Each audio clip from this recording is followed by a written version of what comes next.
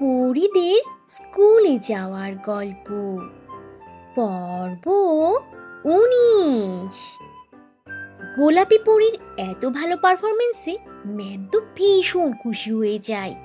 এই জন্যই তো সে গোলাপি পরীকে বলে, আমি তো গোলাপি পরীকে ৫০-এর মধ্যে ৮৫ দিয়ে দেব। ম্যামের মুখে এমন প্রশংসা শুনে গোলাপি পরী তখন বলে, ধন্যবাদ ম্যাম, আমি সব সময় চেষ্টা করি সবার থেকে ভালো কিছু করার জন্য। আপনি অবশ্যই আমার জন্য দোয়া করবেন। আপনার দোয়াতে ইনশাআল্লাহ আমি অনেক ভালো কিছু করতে পারবো। গোলাপি পরীর কথা শেষে তখন ম্যাম বলে, শোনো, তোমরা আমার ছোট্ট ছোট্ট পরীরা, তোমরা যদি গোলাপি পরীর থেকে বেশি নম্বর পেতে চাও তাহলে তোমাদেরকে অবশ্যই আরো বেশি বেশি প্র্যাকটিস করতে হবে। আর তোমরা যারা পিছিয়ে আছো, তোমরা চাইলে আবারও চেষ্টা করতে পারো। আমি তোমাদেরকে আবারও সুযোগ দিতে চাই। আর হ্যাঁ, শোনো, শেষের ক্লাসে আমি তোমাদেরকে যে অনেক সুন্দর একটা ম্যাজিক শিখিয়ে দেব, আর সেই ম্যাজিক যে যে ভালো করবে, আয়ত্ত করতে পারবে, তারা বেশি নাম্বার পাবে। আর এই পরীক্ষায় থাকবে ১০০ মার্কস। আর এখন আমি তোমাদেরকে ১০ মিনিটের বিরতি দিচ্ছি। আর এই ১০ মিনিটের মধ্যে তোমরা মানসিকভাবে প্রস্তুতি নিয়ে নিবে পরের ক্লাসের জন্য, ঠিক আছে? এই কথা বলে ম্যাম সেখান থেকে চলে গেলেন পরের ক্লাসের জন্য প্রস্তুতি নিতে। তখন সবুজ পরী ও লাল পরী নিজেদের মধ্যে বলতে থাকে, কি হচ্ছে এসব? এই গোলাপি পরী সব ক্লাসে কিভাবে আমার থেকে বেশি নাম্বার পাচ্ছে?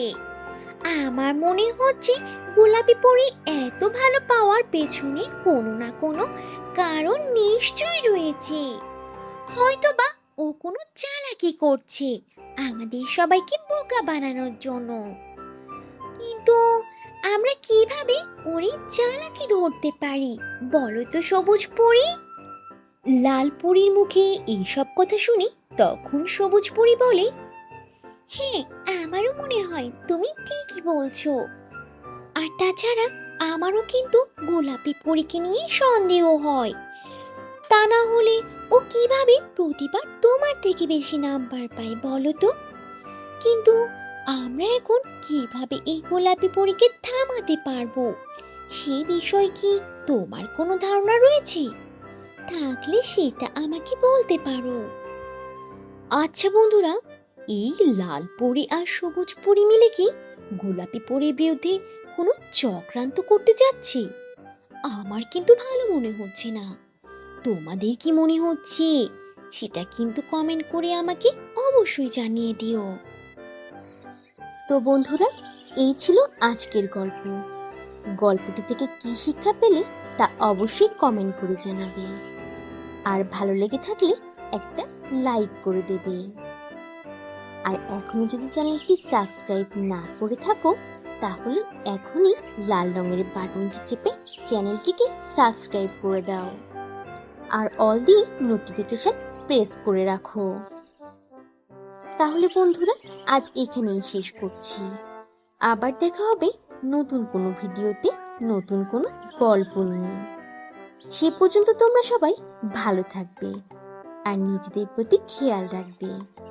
আল্লাহ হাফিজ।